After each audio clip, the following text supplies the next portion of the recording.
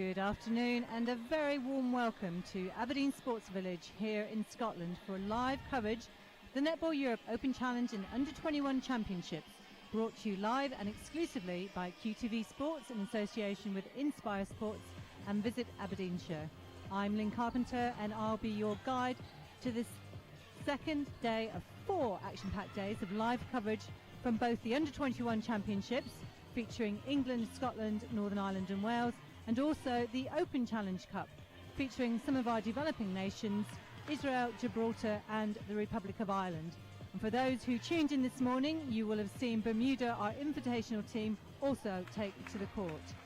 But first, our match this afternoon is the start of the Under-21 Championships, seeing England take to the court against Northern Ireland.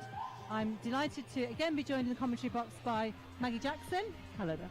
Former England coach, former Super League coach, former player, and currently supporting Netball Europe. Maggie, we've got a good game lined up this afternoon. First of our Under-21 matches this weekend. Thoughts on how it might go?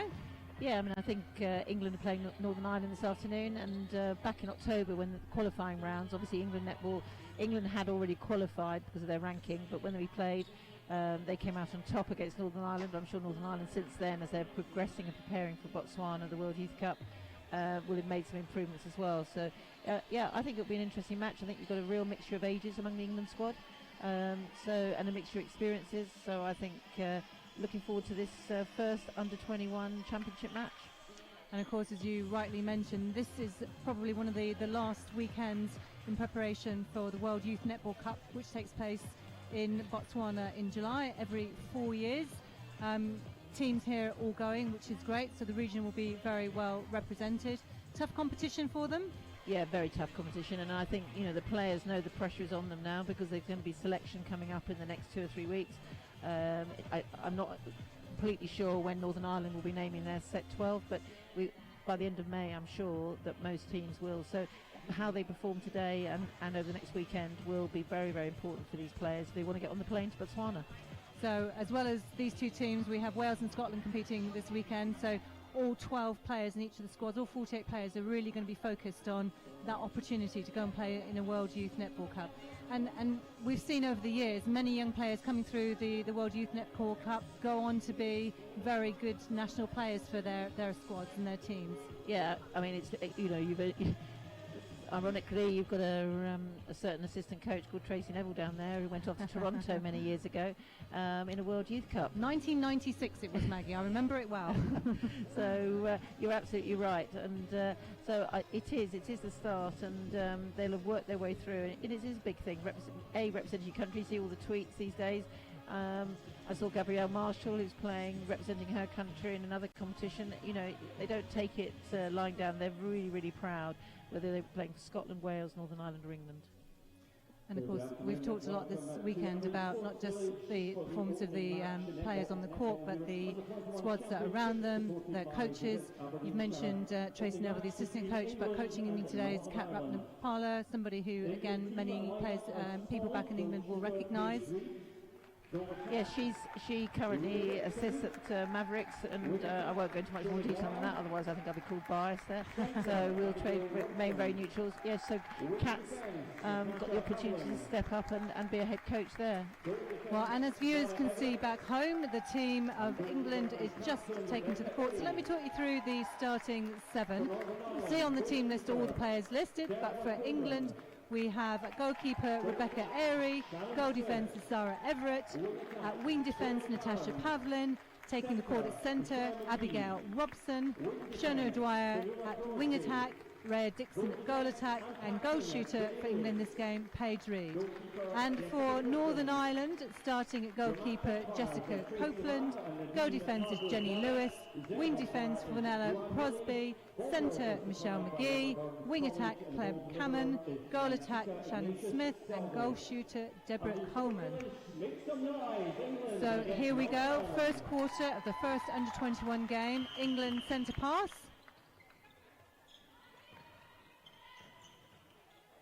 Good positive start by England.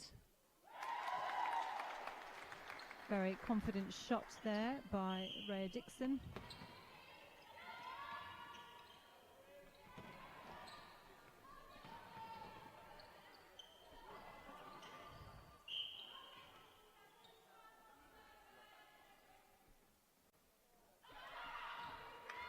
Just a bit too much on that ball there, so England bring the ball out from the back.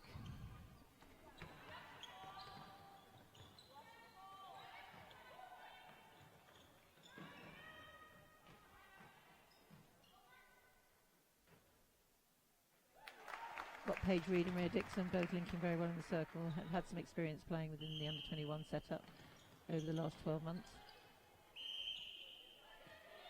Unfortunately, replaying called against Lewis. Dixon again.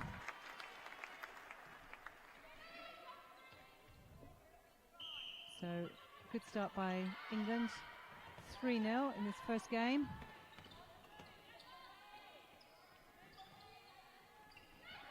McGee.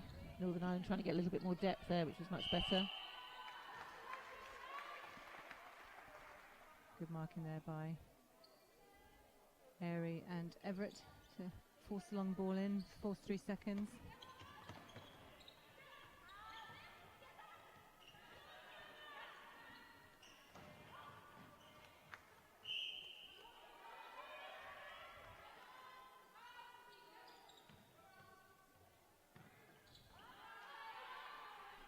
Pressure by England, keeping Northern Ireland short, better getting out the court. Yeah, really England trying to push up and create those diagonal passes by Northern Ireland, and Northern Ireland just needing those few more options to actually commit the England defence to open up another space. So Reed again. Good goal. So England take a 4-0 lead. First 3 minutes here. In this, the first under-21 game this weekend. Great vision there. Good textbook centre pass by Dwyer into Reed then.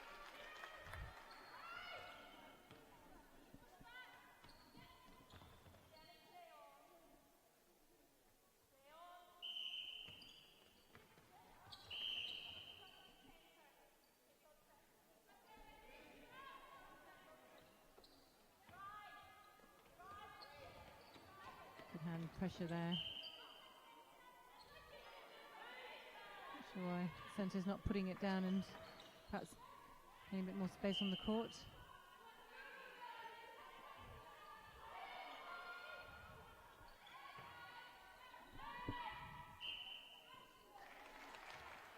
So Coleman gets Northern Ireland on the scoreboard.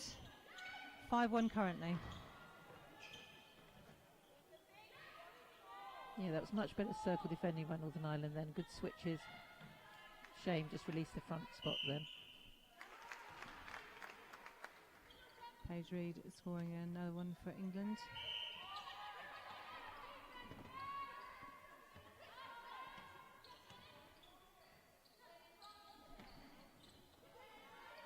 Shell McGee for centre for Northern Ireland, player we've seen a number of times now, under 17 and under 21 level for Northern Ireland.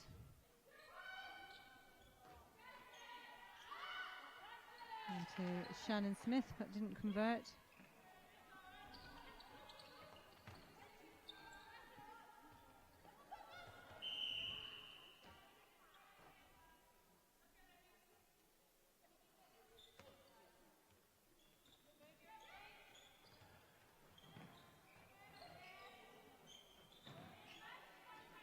Good pressure there by Northern Ireland defence.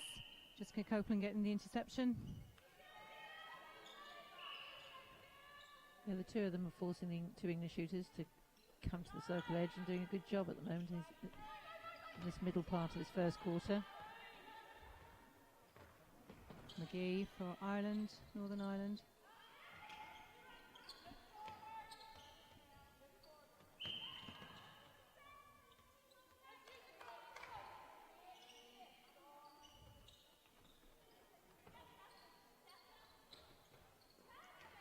Too much on that one. Northern Ireland keep possession though. Good hands there. Zara Everett.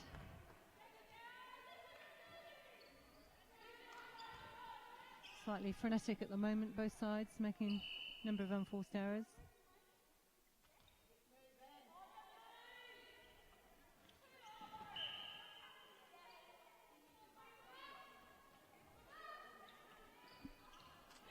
Hammond over to McGee.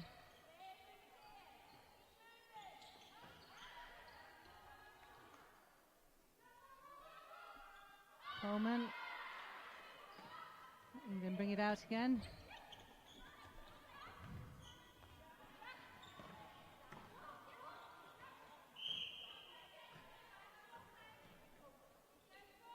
Good hands in there again. Putting pressure on that shooting combination. Jessica Copeland for Northern Ireland.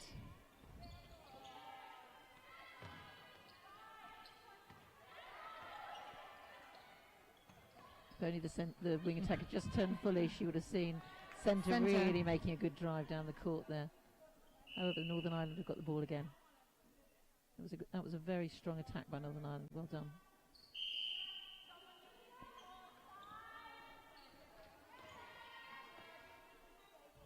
So, scores in this first quarter: England on 6, Northern Ireland 1 at this moment in time.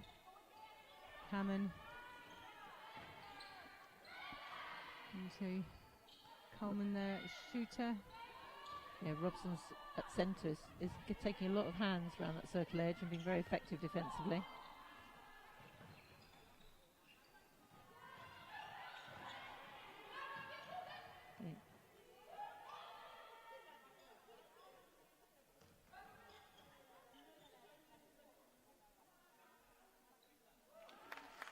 Reed's shooting well. England so far, their centre pass. Northern Ireland just got to just see how they can work that second phase of the centre pass, because O'Dwyer is getting each time on the circle edge, and that's something that they've got to try and stop happening. Because Copeland in the circle is doing a good job actually, and getting himself into some good positions. We have a lack of understanding there between McGee and her wing attack, McCammon. And then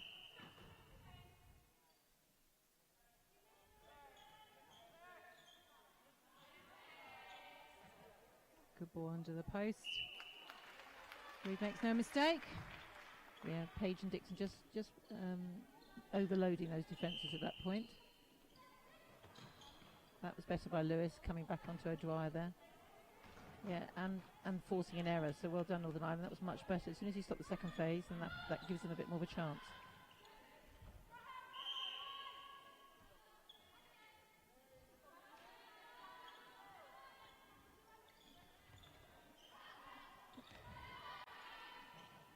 The quality of the passing there, Northern Ireland, not quite where it needs to be, so it gives England another opportunity.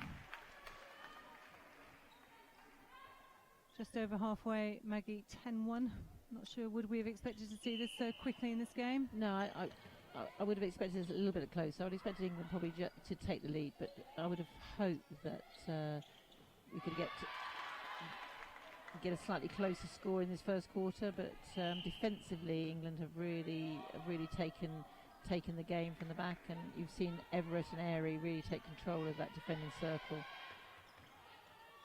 But Lewis and Copeland for Northern Ireland are really working hard at the back there to try and give them turnovers. It's just the unforced errors, the ball handling, the footwork, that's just letting them down at the moment in mid-court. They're not making it easy for them in that shooting circle. That was a great rotation there by Dixon and Page, and the mid-court has read that well for England. Yeah, so far seeing both shooters quite happy to put the shots up. Yeah, great to see actually. Both shooters are beginning to get more experience at Super League as well in the squads that they play for, Bath and Surrey Storm. And I'm sure that is helping their own development in the sense they just put the shots up, which is what you want to see.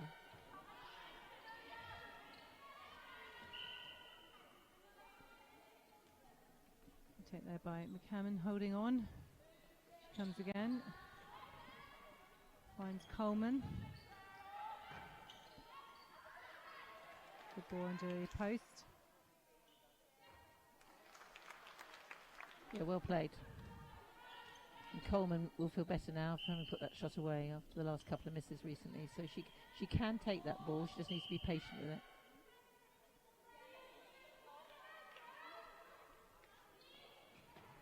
Well, We've seen that quite a lot in the tournament so far. Players are just not anticipating where that sideline is. No, it's just that I think it's a judgment call with the wall, the distance from the wall and so on. They've just got to learn.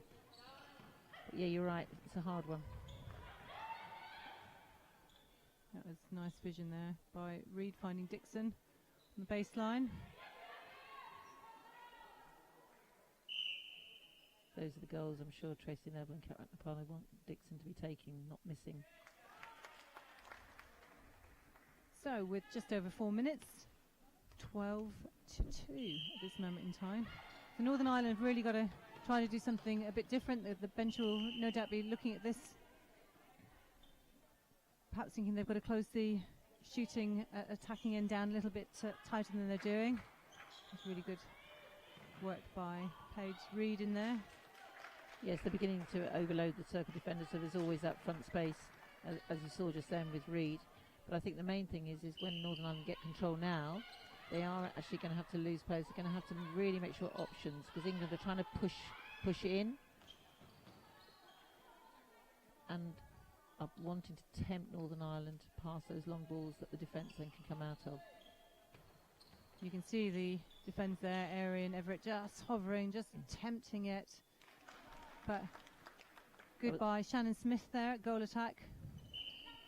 Yeah, and a great fast ball with McGee as well. So, yeah, well played, McGee. That's two. One great feed and one great defence. Just got to keep working at it and just keep plugging away and forget the goal scoring and just keep seeing if they can peg the ball back.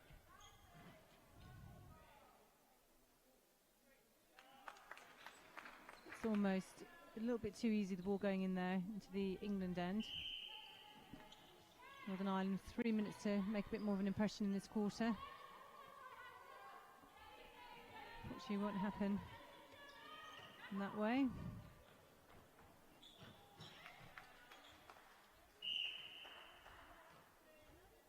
That was a lovely textbook timing, options, and driving through. The forward ball and the lateral ball being worked really well all the way through there and finished with a goal. So well done, England, on that one.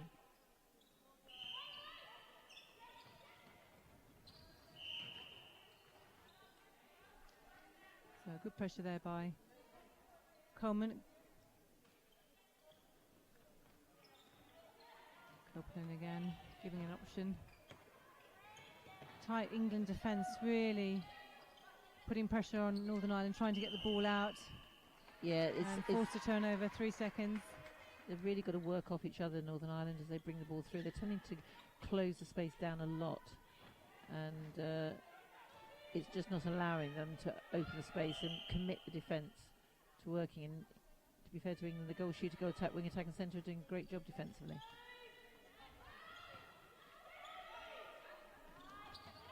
So a minute and a half to go. England lead Northern Ireland 15-3 this point in the first match of our under-21 championships here this weekend at the Aberdeen Sports Village. Remember, if you're at home watching and want to send us a message, you can do that. Hashtag #NELoveNetball. We look forward to hearing from you.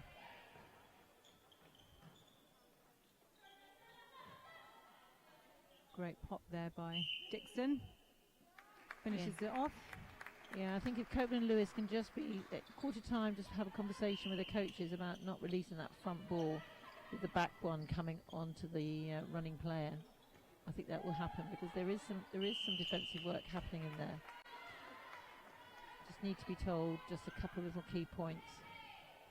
That's good movement by Reed in that circle, creating space. 17-3 now, England lead.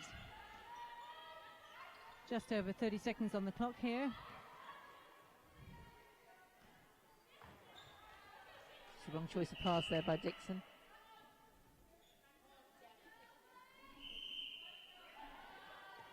It's important for Northern Ireland not to rush this in the 24 seconds. There's plenty of time. We've said that so many times. 20 seconds, 30 seconds, it's a long time. And unfortunately, Northern Ireland didn't capitalise. England bring it down, and great long high shot again by Paige Reed. Had a very good first quarter. Yeah, very good, and good balance of shooting as well, which is really pleasing to see. Paige Reed taking the dominance of it, but Dixon not frightened of putting up the shots either. So there we go, first 15 minutes, England in a strong position, 18 goals to Northern Ireland's 3. So early thoughts, Northern Ireland first, Maggie. I think they're going to have to be told to open up the spaces and not be tempted just to run in. Their opponents are continually on a near ball, what we call a near side ball. They're continually pushing in, and really they need to just roll out of it and open up the space to stop, because we're literally playing on quarter of the pitch at the moment, or quarter of the court at the moment. I think Copeland and Lewis are doing a good job. They just need to be given that clear guidance and not releasing the front ball. But don't take it away from Dixon and Reed. They're doing some great job in that circle and looking very calm and collective. So, but it is about bringing the ball through. They need to turn, Northern Ireland need to turn fully and see the whole court, and I think that will be the start. They're missing quite a few key opportunities because they've almost got just a partial vision of the court, aren't they? Yeah, and it's just really clear. If you watch some of the top players, they're turning fully, see the vision, and then looking, and they've got to forget the score at the moment. They've got to just start again and just start pegging back and just be in control when they've got the ball. And it's not just England's attack that have done quite well in that first quarter. That whole court defence, which has been putting pressure on and not allowing Northern Ireland to move the ball as well as they might do. That's not just happening. They've obviously thought about that very much, playing off the player a little bit as well. Yes, they're playing off the player a little bit, and slightly offline. One player goes, and that commits then the ball to go somewhere else, and then you'll see another player then go for the next one. People like Zara Everett are key at that in the back. You'll see her often looking to see what Pavlin is doing in front, and Robson's doing in front, and then coming out with the ball. But actually, it's your wing defence and centre who have done a lot of the hard work. And I think sometimes we have to recognise, as you say, that whole team defending. And what's pleasing is to see the attacking players defending well, and that's got to carry on. So doesn't look like England are going to make any changes at this moment in time, but we will get the official update from our friends down there on the bench shortly. Northern Ireland possibly make some changes on the court? Yeah, I would think so. It's always a difficult one, isn't it? As a coach, you want to be able to give them some chances. You don't want to destroy them. These are youngsters at the end of the day. I know we talk about under-21s being a high performance, but some of them are young. And you need to give them a chance to go out there again, because otherwise they just remember the negatives when they go away and think about it. Just depending, only the coaches will know the age and stage of the players, I always think, and you are tempted sometimes, unless you really know that somebody should be playing better. You need to give them a little bit of extra opportunity out there and just give them some clear key coaching points. Both teams taking full advantage of the 4 minutes at quarter time here in terms of their squad discussions. Yeah, you've got Lisa Bowman, obviously one of the Northern Ireland shooters. You recognise that surname very, very well. It's great to see her as part of the coaching team for Northern Ireland. Had the fun of having her and Annabelle, the other assistant coach, on a workshop, Netball Europe workshop the other week, and really keen, really passionate, really wanting to learn, very open-minded. And Lisa's experience as a shooter has to really help, and that's why I think from Northern Ireland's point of view, is just to get out there and really listen to the coaches about what the key things they're having to say, and with Jackie leading them as the head coach. And of course, Lisa's hoping to join us up here in the commentary box at some time over this weekend, so we'll get to talk to her in person and hear some of her thoughts and her experience about coaching at this level now instead of playing at it, which is interesting to see it from both sides. Yeah, no, it'd be great to have that conversation with her. So here we go. We're just about to start the second quarter of the England versus Northern Ireland game, the first of our under-21 games in the championship here this weekend. Lots to stake, as we said earlier, not just the championship, but also the plane tickets to Botswana. So it looks like there have been a few changes. We'll wait for the official notification from the bench to come up.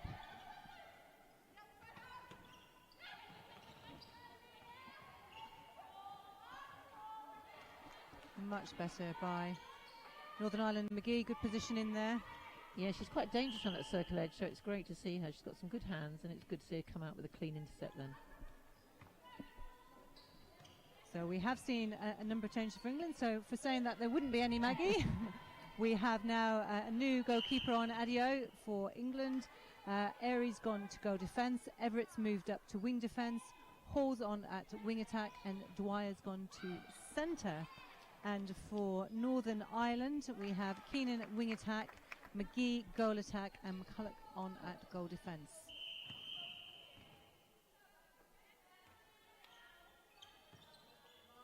So unfortunately, there we go. Michelle McGee yet again. Yeah, 2 interceptions that England won't be pleased with. You know, but that was good defending, good take by McGee there.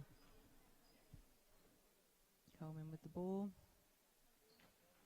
And much better start to this quarter by Northern Ireland, 2-0 to them so far.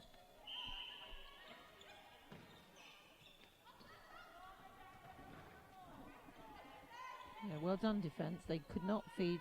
Dixon was looking to feed Reed, and the defence really stopped it and created that error.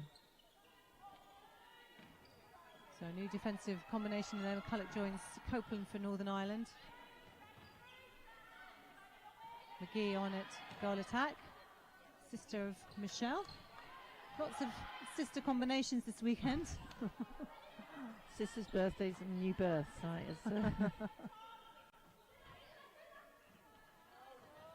Good hands there by Everett, now out at wing defence.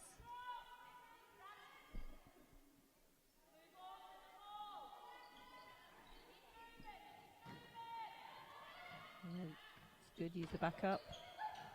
Well done. Copeland relatively free there. Disappointed with that. Yeah. Good reception, 3 now in the space of less than 3 minutes. Really having an impact there, and well done. And England just got to look at the options that they're creating, and then the ball carrier has to look at the decision making. There's nothing O'Dwyer can do about those if the ball accuracy is poor from anybody else in her England team.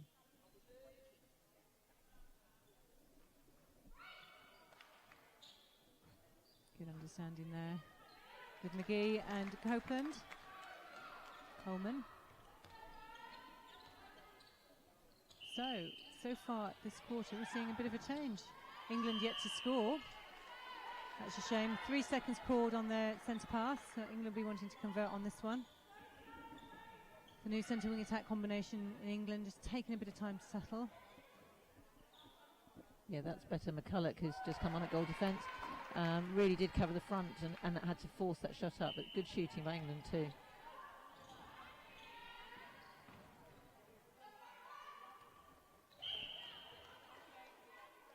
Unlucky McGee just contacting there against Dwyer.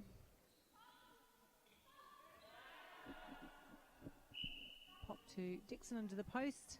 Yeah, McCulloch was just tempted to come off then, instead of hovering and really making sure that they shot from the edge. So 3-2 in this quarter to Northern Ireland. The gap still 14, England on 20, Northern Ireland on 6.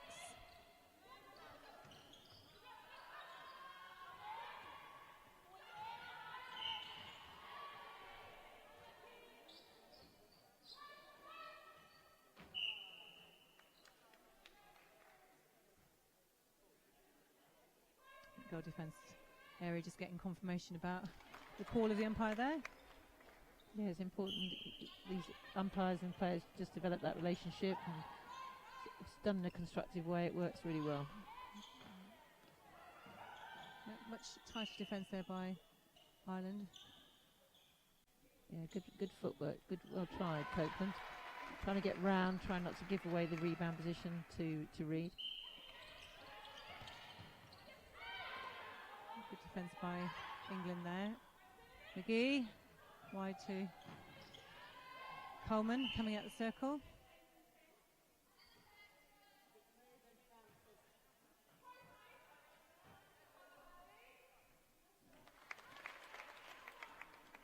McGee putting one away. So Northern Ireland are holding this quarter effectively. It's good to see, and I mean the crowd wants a competitive game. England wants also a competitive game too, and you want to be able to put players under pressure from both teams, so well done.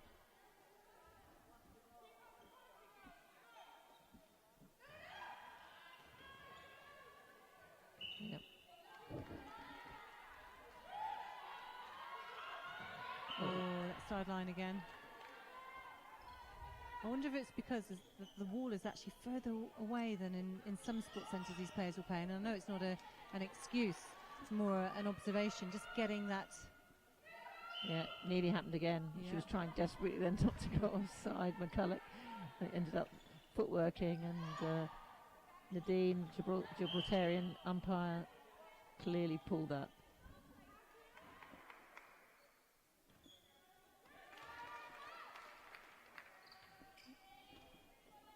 England just creeping back into this game now. 5-4 though, Northern Ireland still slightly ahead in this quarter. Nice play there. Move by McGee, and effective shot at the end. Yeah, McGee's just opened up that shooting area and gives a little bit more movement. She and Coleman are not frightened of coming out of that circle. It's making the England defenders have to make a decision about what to do. Saw there a really effective drive by Dixon, didn't get the ball but actually pulled the defender to open up that space under the post to Reid.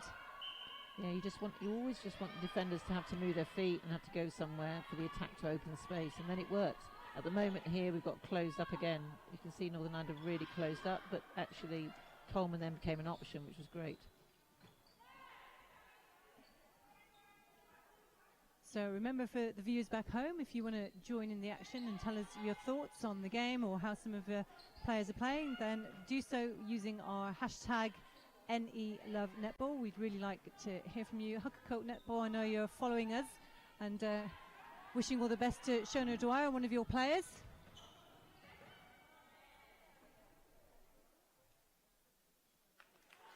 Confident shot there by Reid again. 24 goals now for England, 9 to Northern Ireland.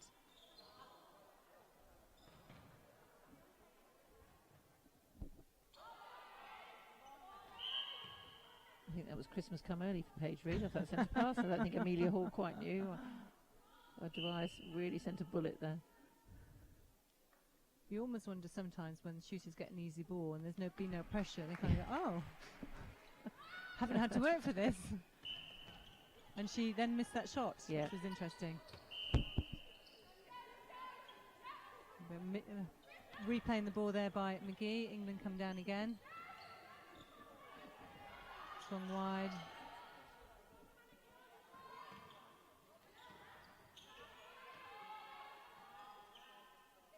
Northern Ireland putting a lot of pressure on the shooters down that end. But great shot by Reid. Yeah, Amelia Hall coming on at wing attack in second quarter. It's working very hard around that circulation, trying to get ball side. Yeah, good backup by Zara Everett there. Good quick hands. Yeah, super play between Reid and O'Dwyer there. Very hard to defend, as well as you know as a shooter. And it's also that split second when both defenders' heads went down and they just popped the ball from Reid to Dixon. That's so hard as a defender, isn't it? It's that constantly, the shooters are in the driving seat, if you like. The defenders are constantly trying to anticipate, move around, stop them doing what they want. Yeah, very hard. Well, as a defender, you'd probably say that's harder than being an attacker, Maggie, would you? Oh, I always say that. I always say the defenders have to think. Now, any comments from the commentators, please do not send us any tweets about those. Those are the commentators' own, and they do not reflect those of Netball Europe or the wider netball audience. Absolutely. So McCulloch's had quite an impact in this game since she's come on at goal defence in Northern Ireland. You know, the understanding between her and Copeland is really good. Yeah, there's a lot more contesting happening in there, and Reid and Dixon having to think. I think O'Dwyer and Hall I think Hall has settled in really quickly, coming onto the court in the second quarter as well. But you feel there's a little bit more intensity there by Northern Ireland in that back end. We saw just then as well, McGee got her hands to yet another ball. So her reading of the game has been really effective. 27-9, relatively low scoring quarter this so far. Yes, I think England will be looking to up that that score line. So all credit to Northern Ireland there. You saw there, if you overcommit and you don't really work together in the circle defensively, then it's an easy ball into to Reed, and she took the opportunity there. Well done, very well. So in terms of the quarters, it's 11-6 now in this quarter to England, with 4 minutes to go. Oop.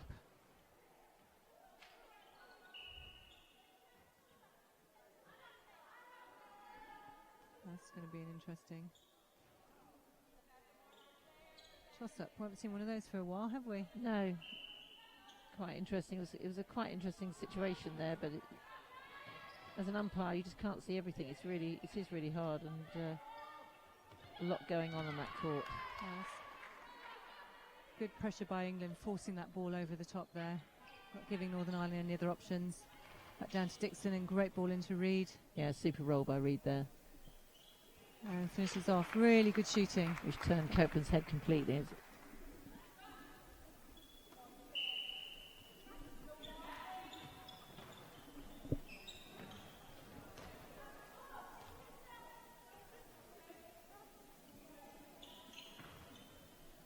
So we have a number of people tuning in to watch netball.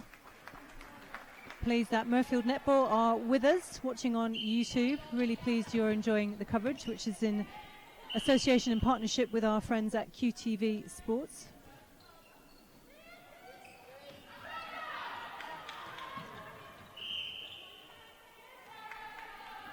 Good pressure there, again by Everett. Dwyer. Ball again, linking well. Yeah. Last few minutes, England have definitely settled down improved, and really improved and got their structure back. So 32 goals, 9. They've stemmed the flow of Northern Ireland goals somewhat. And actually getting their own on the scoreboard. 33 goals, 9. 2 minutes to go until half time.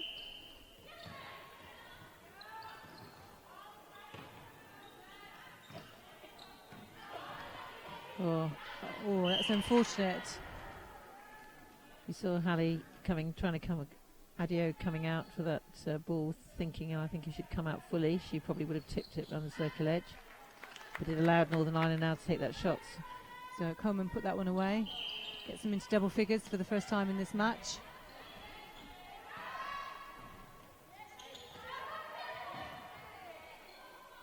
Great drive along the back line by Reed there to give Dixon that space in the top. Yeah, they're linking in really strongly.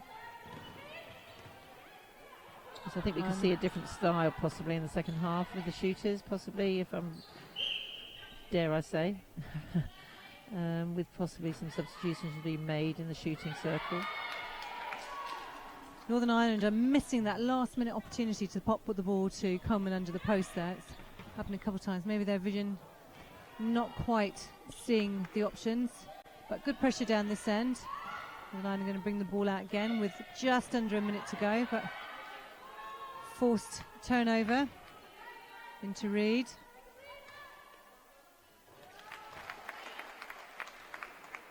I don't think either of the England shooters have missed many today. No, they've done very good, and as I say, both are dangerous shooters, so therefore defence, you just can't leave one of them. They're both going to be prepared to put the shots up.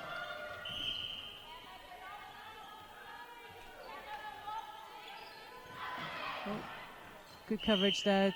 Goalkeeper coming out, but goal defence slipping back in there to cover for her. Yes, I'm not sure why she's not really fully committing for those. She just needs to come out on a slightly different angle, I think, possibly.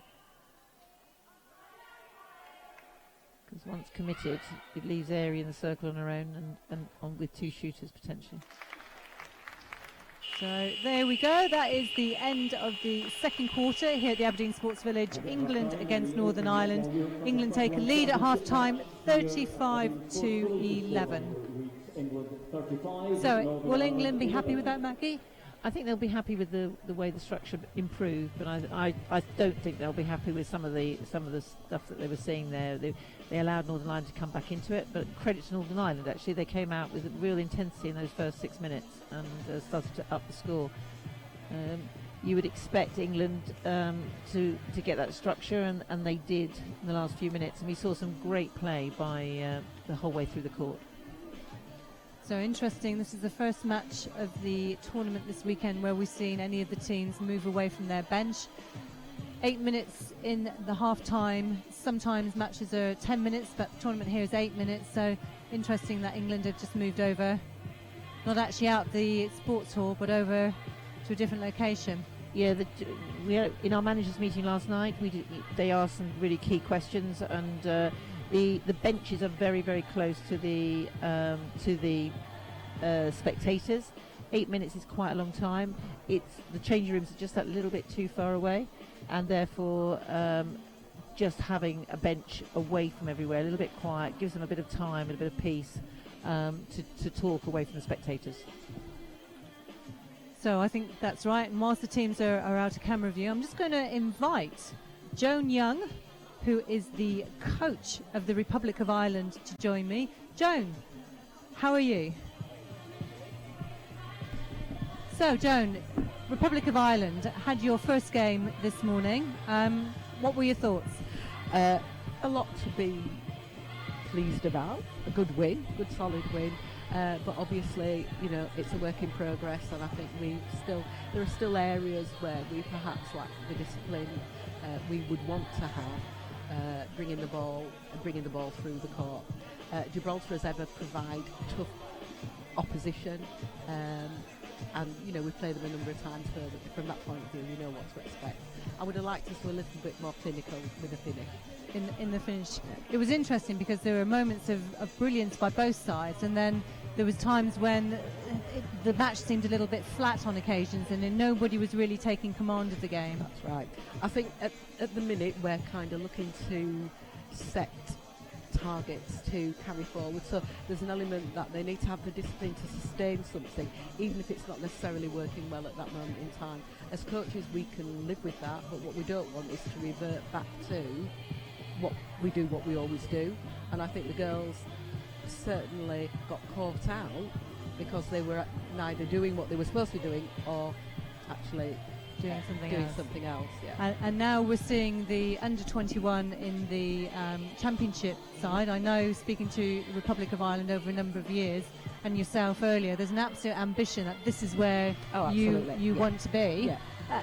Having seen the game today, quite a big disparity between England and Northern Ireland at the moment. What were your thoughts on what you were seeing?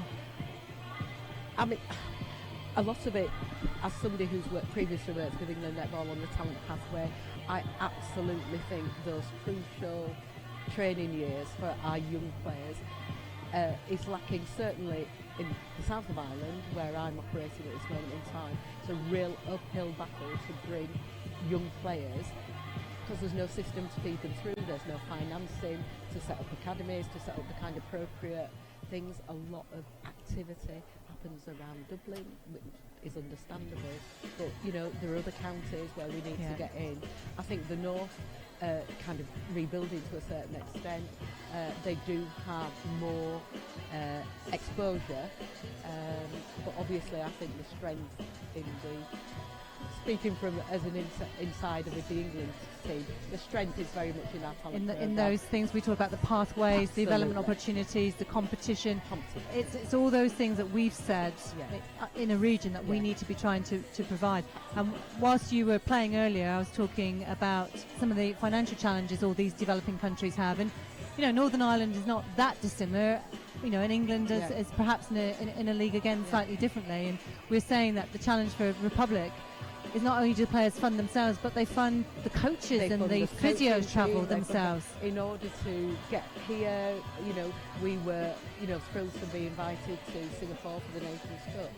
And it came as quite a shock to me as a coach who's worked in various parts of the world, that the cost of myself, my physio and my team manager was divided amongst the 12 girls that were travelling to that competition. It's a big ask, isn't it, of players? It's huge. I cannot underestimate their commitment and their dedication, not just to training, but to, actually getting on the court. It's a tiny association. It doesn't have a major sponsor, and it doesn't have what we would recognise as sports cap as a sports heritage.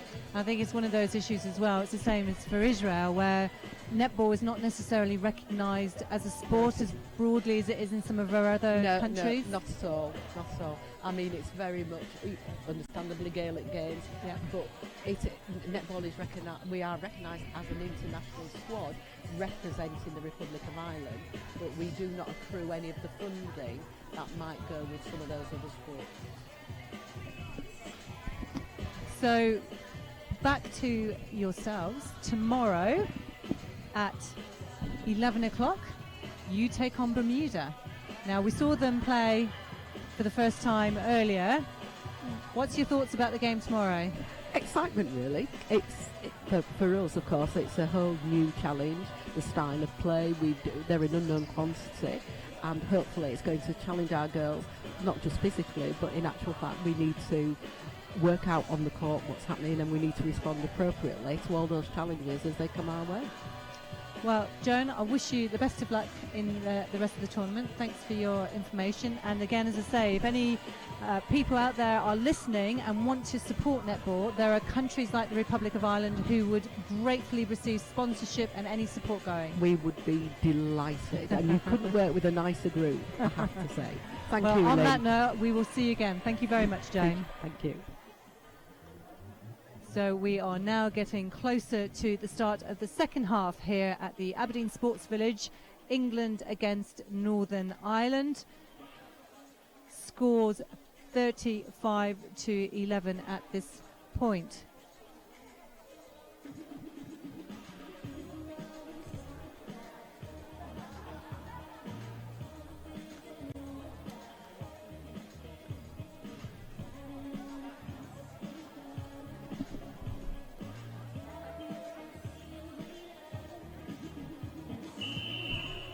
So Maggie, I was just talking to Joan Young there, the coach of the Republic of Ireland, about their ambitions to be playing at this level and some of the challenges and why perhaps countries like England are doing so well, which is around the pathways, competition, structures.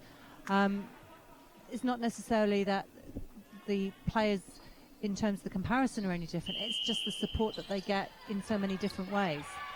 Yeah, I mean, you can't compete with competition, basically. The experience of competition means a lot, and the pathway and the coaching. And Joan Young's a very experienced pathway coach in Yorkshire and Humberside area, and a very good one, and she completely understands it, and the Republic of Ireland are desperate for that kind of support as well. But you need the competition. So events of this nature where teams can come, they get an opportunity tomorrow morning to play Bermuda. They also get an opportunity to watch some of our championship sides like this weekend. It all helps contribute towards what it looks like, what it feels like. Yeah, it is, and I think from the Republic of Ireland, what I understand, it's the work that they do trying to get the netball into schools much more, and you need a lot of players to choose from, and I think that's where Ireland do struggle, that not all the schools are playing netball to the extent that you're playing them in, what we're saying in Scotland and Wales and England.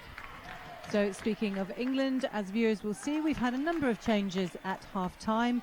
Mikala is on at goal attack, Pavlin wing defence, Robertson's gone to centre, Wells at goal shooter, and Wood at goal defence. For Northern Ireland, Coleman has moved from shooter to goalkeeper, McGee's gone to wing defence, McCammon at centre, and Moore at goal shooter.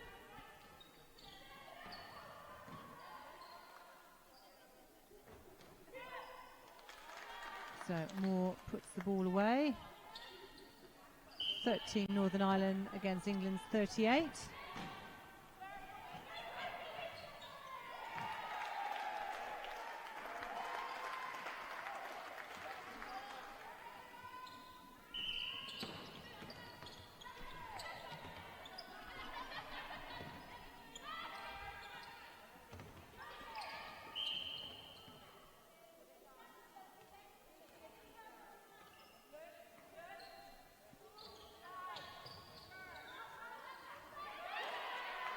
Good reading of the game there by Wood. Brings the ball down.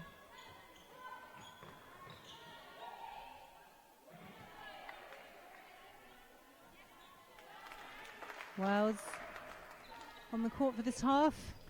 Yeah, a new player, I understand, but familiar if you follow indoor nets, that she's been involved in that, and plays for Surrey Storm under 21s.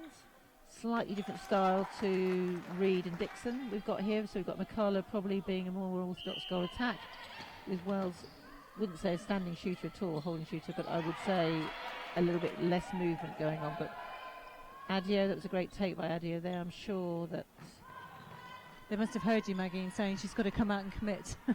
I think Kat Ratnapala will probably have told her that well and truly. So, footwork error called against England goal attack, but again, straight in there would the interception. Wales. Coleman playing at both ends of the court, so now on at goalkeeper and on play shooter.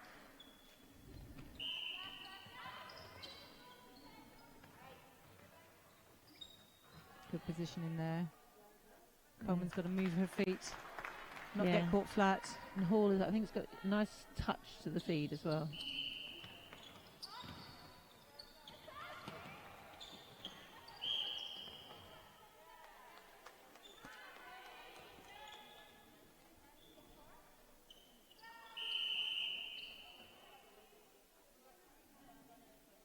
I think Coleman might have a ball on the end of her finger. Really painful injuries, those, as we know. Yeah, and a shame, because I'm sure the coaching team are looking for her to lead and looking at her on both ends of the court. And of course, they're trying to look and see, you know, looking at more there coming on at shooter. It's important for them to see who can step up and who can cope with this kind of pressure.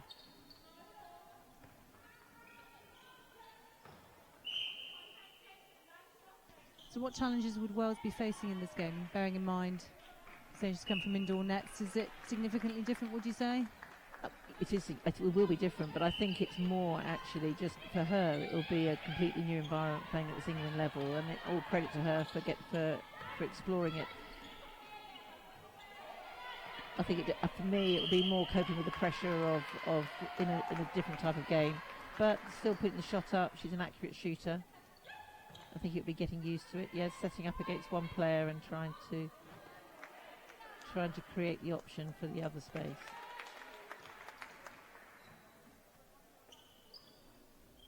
So quite a good start for England in this quarter. 5 minutes gone, 46-13 now. Good quick hands there.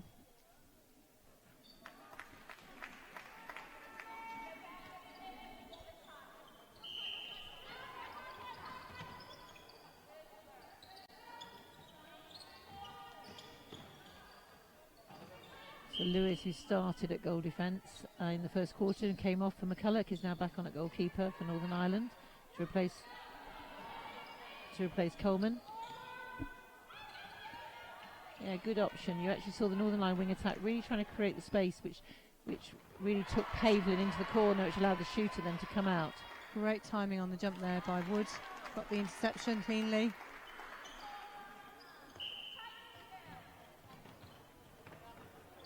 Good ball by McCullough there.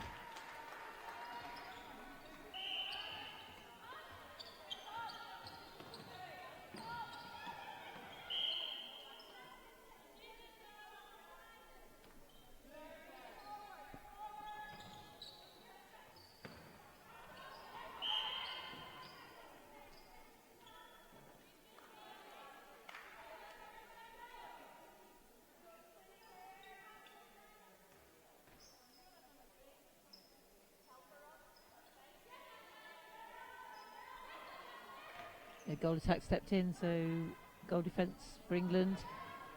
Didn't step back, and quite rightly. Important that shooters don't try and reduce their shooting distance. That was a great front cut there by McCullough, creating space under the post. Yeah, Wells is very sound, got good sound hands, has made a really good start to her under-21 career. And these two English shooters showing an equally good understanding in the circle, as the last two did.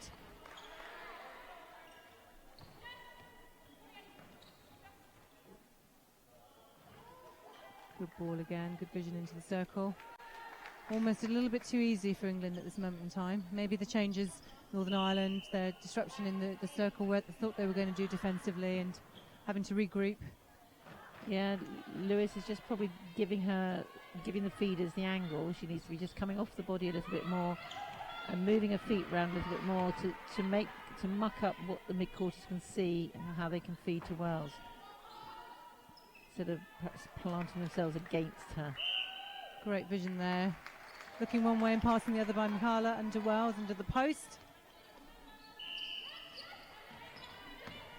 Northern Ireland are somewhat slower at putting some scores away this quarter. 52-14, less than halfway to go.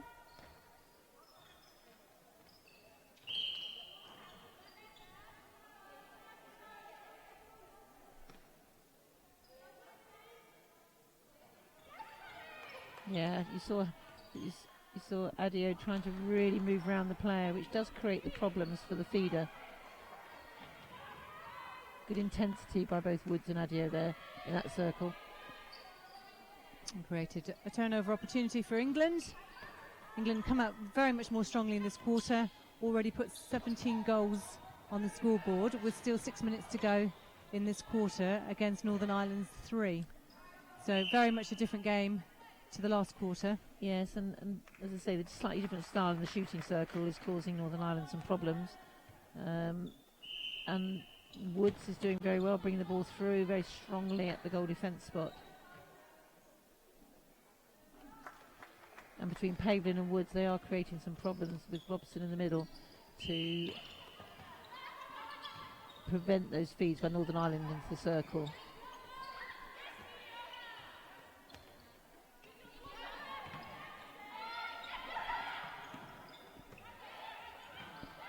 Well played. It started off with Woods going for it.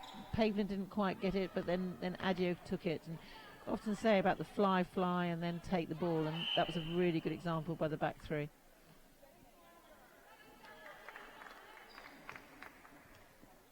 It's also that psychological pressure it puts on players as well. You see an interception coming in, you get that past that one, then there's another one, and then there's another one.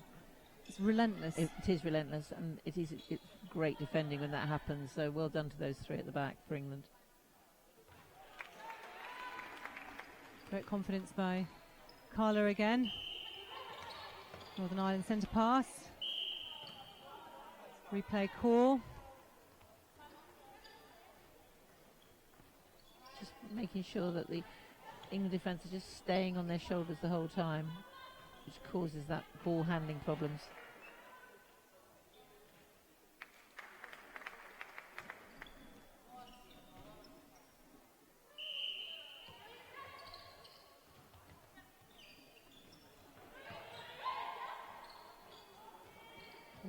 Well played by McCammon there, stopping Hall from getting that pass.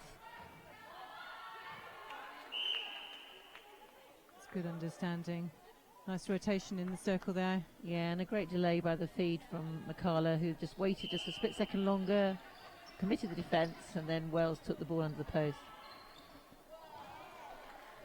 However, Northern Ireland responds very, very effectively. Great take, great centre pass. Sadly, Mikala seems to be coming off. A goal attack. Dixon coming on.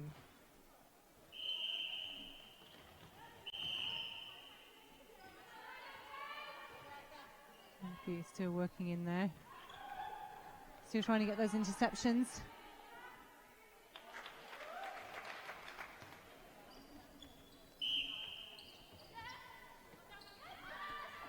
Lovely ball. Yes, the early ball is working well with them. I'm sure That one-on-one seems to be giving the shooters a little bit more space, and the centre court players can see it a little bit more clearly. Yeah, it'll be interesting to see if Adia can just come off the play a little bit more, use her feet, work around the body, because that's two that have gone over her head, which she won't like. Yeah, great team defence there by Dixon.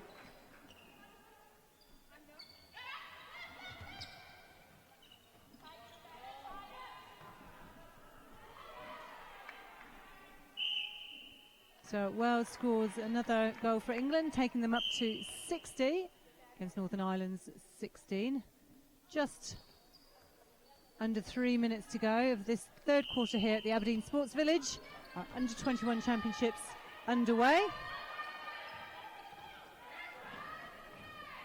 So if you're enjoying the game today, don't leave us. There is another further 2 matches on later on. 5 o'clock, tune in to watch Republic of Ireland play Israel, and then at 7 o'clock, the home side Scotland take on Wales. So a full day of netball ahead of us. Yes, it's exciting, and again, great interception by the Northern Ireland wing defence. Gives Northern Ireland a chance in this last 2 minutes to add some more scores to the board.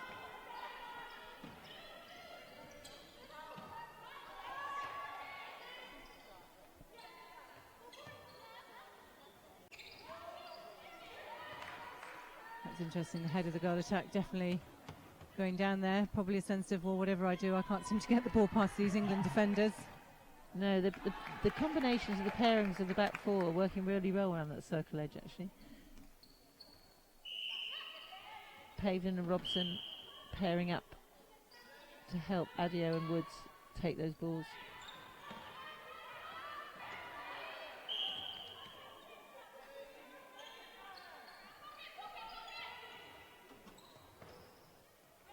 There's a lot of going on one foot at Northern Ireland as England bring the ball down.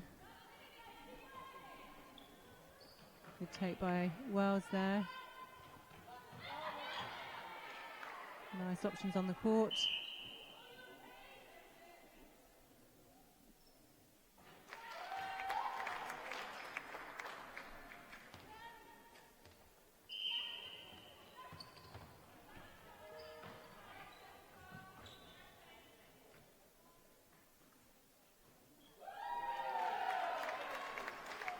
So just 30 seconds to go. Northern Ireland centre pass. They're going to be able to score from this.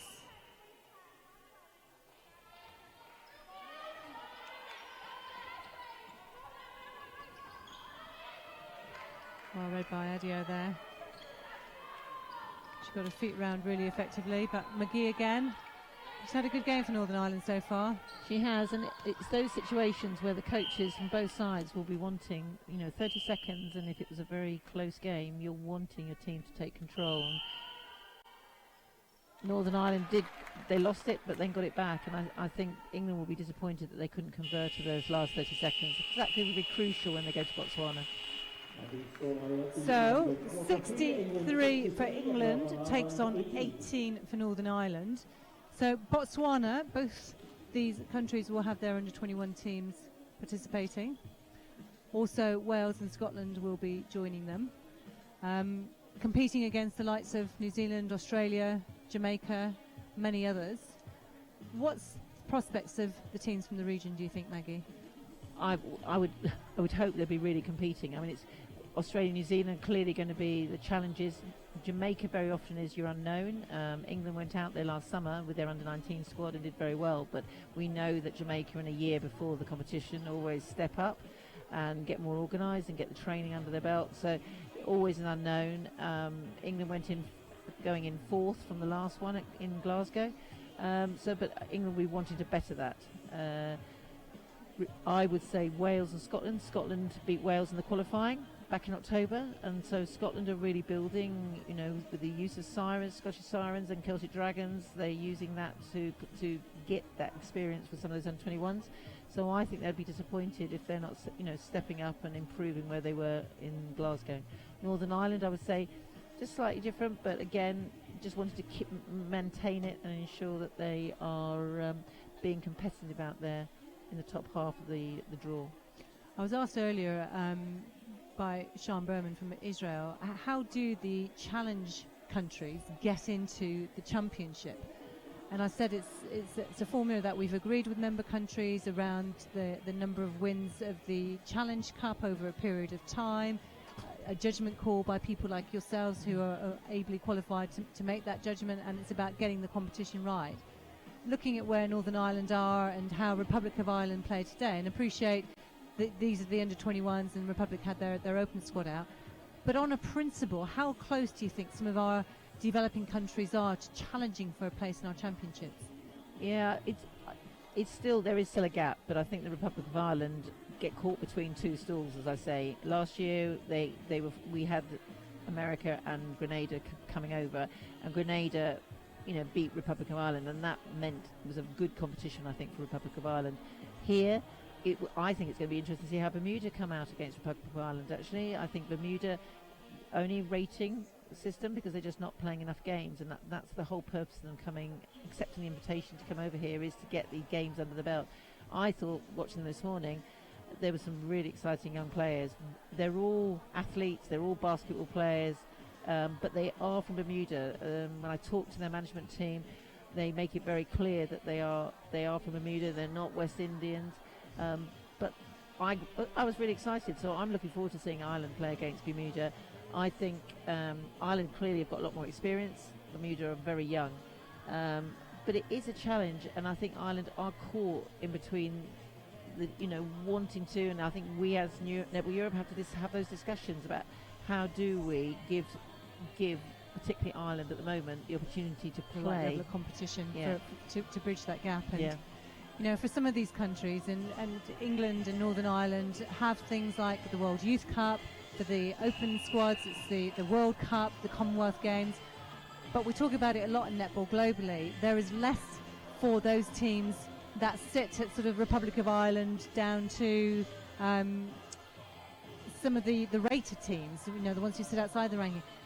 And as a sport, I almost constantly wonder what more should we and can we be doing, bearing in mind all the financial pressures that everybody's under and the lack of funding. And I think Ireland actually have done a really good job at trying to get extra competition, going down to Singapore, playing Barbados in June, playing Singapore in June.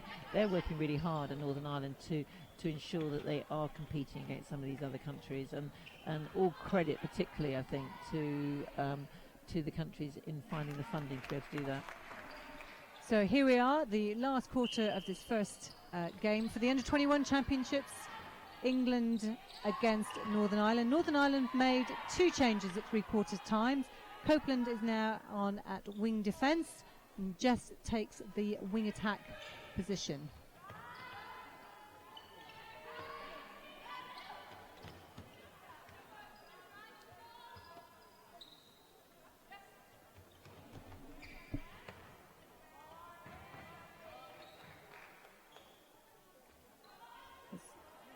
Good rebound there by Northern Ireland. Copeland, we've already seen in the circle, bringing the ball down. Yeah, they weren't frightened of releasing it then. The centre took a lovely take there. It was good vision coming out the back by Lewis, and it was they've just not to be frightened of some of the release points. Well played by Pavin though, coming round the back. And no contact at all, really skillful way of taking that ball.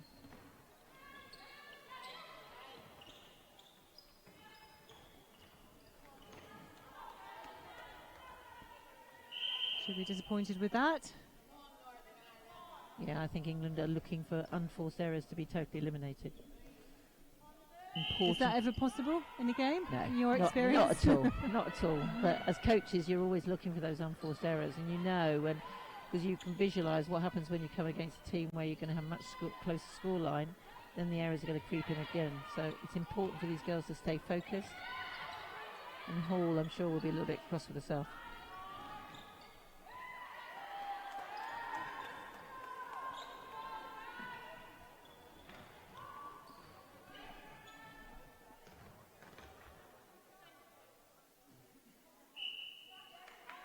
A nice interplay there between Carla and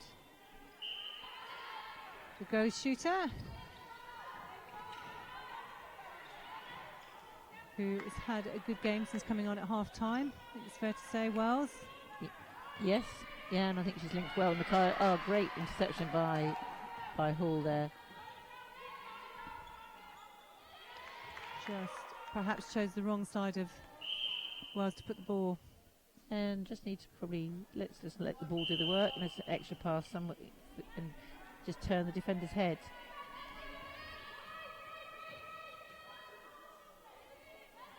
Well, there's one of those unforced errors you would talk about. Yeah, it's a shame because McCulloch is working hard in there. It's a hard job there for both of them. Wells just got to get back into how she was in the third quarter. Really focus. Now we've missed 2 or 3 shots. I'm sure she's just giving herself a trigger word or saying, just reminding herself what she needs to do, ready for the next shot. Hard work always, isn't it, as shooters, because there's a big gap between missing one and then having another opportunity. Well, one of the things I was taught many years ago, and it stayed with me ever since, is that when you're practicing and training, you don't ever miss 2 shots on the goal. And if you do, you have a penalty that you have to apply to yourself, whether it be sprints or 10 press-ups or something of that nature. So you drill that you never miss more than 2. You never miss more than 2. Yeah. It seems to work. Yeah. No, it is important just to get that visualization. And only they know how they can. Everybody's different. Yeah. Everybody's different. And I think the great thing about netball as well is the coaches can do a great job off the court after the game, at quarter time and half time, but apart from that, you're on your own. And you've got to be able to, as colleagues, as teammates, you know, the 2 shooters, if one is having a bad day, there is something about how do they talk to each other, how do they recognize that, how do they kind of bring the other person back into the game. Yeah, very, very important. And that, you know, we always say, isn't it, netball's one of the ultra team games, and very, very important. But it can be lonely out there sometimes as well if you're not doing quite the right things. It's a little bit messy at the moment. Neither team has settled into this final quarter particularly well, but England have a commanding lead. It's 68 goals to 18. It's the biggest gap we've seen in the competition so far this weekend. 10 minutes to go, so Northern Ireland will be wanting to finish a game more strongly in preparation for their next match. They'll go out tomorrow and play Scotland, whilst Wales take on England tomorrow. So Crosby now on at wing defence for Northern Ireland. And I really think McCammon, when she came on earlier on in the game, really not frightened of driving through for Northern Ireland and creating some depth. She's had some hard fights with Robertson in the middle there, but I think really trying hard to do exactly, be that link in the middle. It's hard work sometimes. Feel like you're doing a beep test up and down as a centre. The old bleep test. Okay, come on, Northern Ireland. Let's see if we can just get that ball through the court. Read the options, but turn fully. Turn fully so you can see your options. They're just not doing that, are they? They've almost got half their back to the court. They're not seeing all the options. As soon as you turn fully, the defenders have to shift back a little bit as well, and it just allows you that little bit more space. Good reading of the game there by Adio. Yeah. Just contacted there at the last minute. Yeah. Just need to keep moving your feet round. Great attitude though, just accepts it, takes it, and then we'll learn from it. And again, a bit like the shooter, you sort of keep talking to yourself and saying, right, feet. Get your feet working. Nice drive on McCulloch there in the second phase. That was slightly overstretching Wells unnecessarily. Yeah, Wells just needs to step it back in now after that very good third quarter she had. That's a shame again. Another unforced error. Yeah, the options there. McCammon is actually off making a lot of options and creating a lot of space for people, but just needs the accurate pass given to her. Nice drive through from Woods there.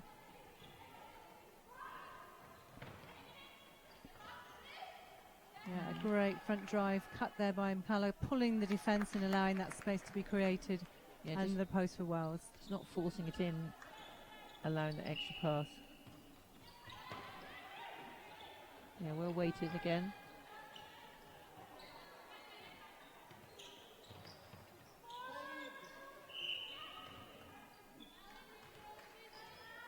Yeah, Fanula Crosby's had a calm game throughout the game and always there for the backup for these attacking Northern Ireland players.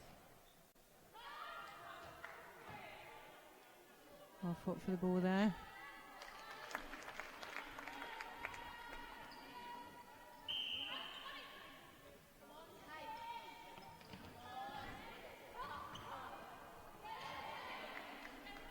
So, good turnover again by Northern Ireland. 69-20. Turn fully Crosby, and then you see, yes, she knew where she wanted to send it.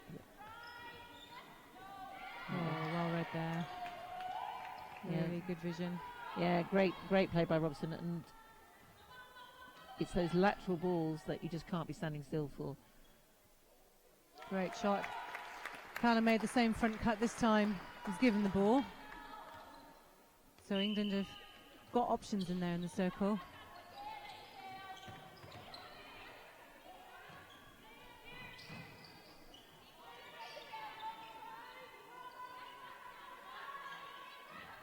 Good pressure there. Look in. Well work by Northern Ireland there. McCammon in every single pass there, I think, but they were a little bit more patient, gave an extra split second on the ball, and rewarded for a goal at the end of it. So 70 plays 21.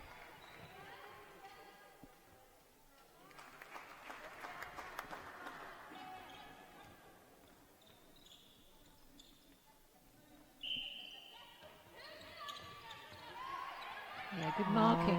Well Great marked. marking by Hall there as a wing attack, really pushing the wing defence into the centre, creating very little space for her, which allowed Woods then to take the interception. Yeah, great shot. Again, by McCullough.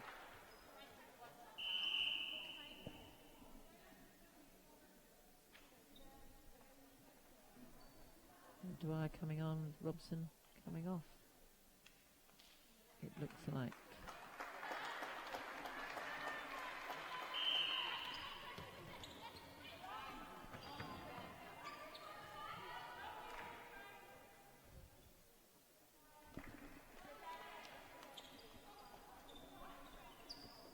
(73-21). Just over 5 minutes to go. Great interception there by Nkala. Well read the game.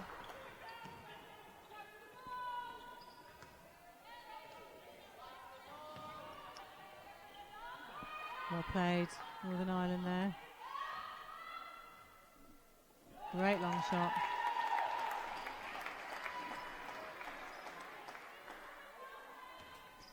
So we're at that point in the game, Maggie.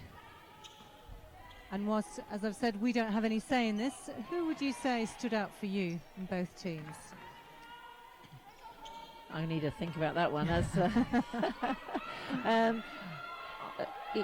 really hard. From an England point of view, I would struggle because I think actually team defensively, they've worked well as a unit, really, really well.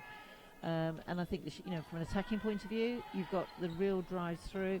So I'm going to sit on the fence a little bit and actually have a little bit of a ponder about the England squad. But the Northern Ireland team, I think you've got people like McGee at the centre spot when she was in at centre. You've got McCammon at centre. I do think McCullough came on and worked really, really well. And I mean, she's still out there, still working with Lewis. When I'm sure they're doing what the coaches are wanting them to do, those guys are really being the key links there. So basically, you've named nobody for either squad at this moment. It's in time. called being pretty pathetic and sitting on the fence.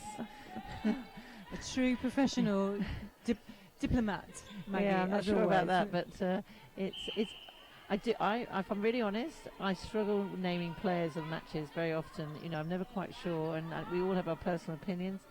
And it is a really hard call. I always admire the commentators, with Super League and everything, having to name it, because you definitely can't sit on the fence there. You've got to name it and stand by it. But it is hard, particularly I think defensively, because it would be too easy just to name a shooter, I think, or a circle defender. But I think defensively, as a team, England have been very sound. I'm really impressed by the attacking group and how hard that worked. Pavlin has stepped up. She's one who used to be in the England setup and is now come back into it. It's nice to see her. She's moved down to Bath University and playing down there. So luckily we don't have to name the most valuable player. We know that the coach of England will pick one of the players from Northern Ireland, and Northern Ireland will do the same, pick one of the England players.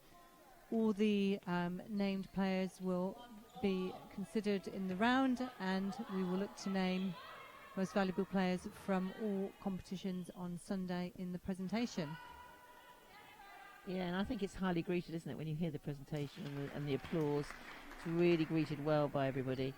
And of course, there's no real set criteria. It's more, you know, the impact that player has had. And so therefore it can be quite varied. But it's great. And as you said yesterday, we had a Gibraltarian yesterday, an under 17 back in March, playing in the senior challenge now, the Open Challenge. And she was the player of the match. She was Amy Pozo, and interestingly, when Gibraltar were playing Republic of Ireland earlier, she was matched up against Genevieve Slater from Republic, who was the most valuable player from the Open last year. So interesting how things work out. Yeah, and I found it really interesting watching that matchup. You've got one very, very experienced player versus somebody at the start of their playing career. And I have to say, Genevieve Slater took no prisoners, and I think Amy came off the court and then went back on, and I felt she learnt a lot probably from coming off the court and watching, because when she came back on, it was a much more confident performance. So with just a minute and a half to go of this game, England have taken a very good lead in the Under-21 Championship so far, standing at 76 goals against Northern Ireland's 23.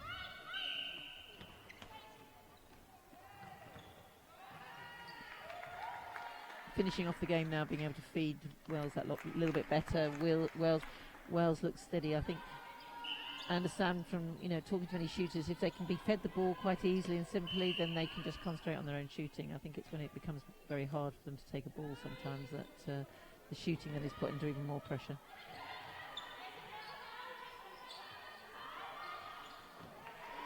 Well, picked up there by Mikala, or bringing the ball down. Yeah, those are the decisions then that they just need to not, because that's when Northern Ireland circuit defenders are doing a great job. They're putting Wales under pressure. It's up to Mikala then to really try and open it up, and you've been saying how well Mikala's been front cutting, and that's how the space got opened. So mid-quarters just need to be a little bit more patient when they're under pressure. So down to the last 10 seconds. Let's see how aware the players are of where we are. Nice pop. And a great way of finishing off this game here, the first of the Under-21 Championships here. So that's it from this game here in Aberdeen. We hope you enjoyed coverage.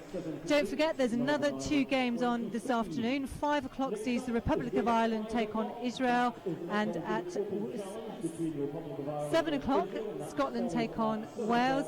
So remember, have your say at home, #NELoveNetball, and we'll do our best to keep you linked in and to comment on your thoughts on the match. Maggie, final comment from you. Yeah, I mean, I think England will be really pleased to get all their players out there, see how you've got some young, inexperienced players there, seeing how they perform. Are there any players there who really are pushing for that Botswana spot? I think Northern Ireland, there'll be patches there, and I'm sure the coaches will be looking at the videos and actually pulling out the real positive parts of their play and actually saying, you're capable of doing this, and let's see if we can do more of that good stuff.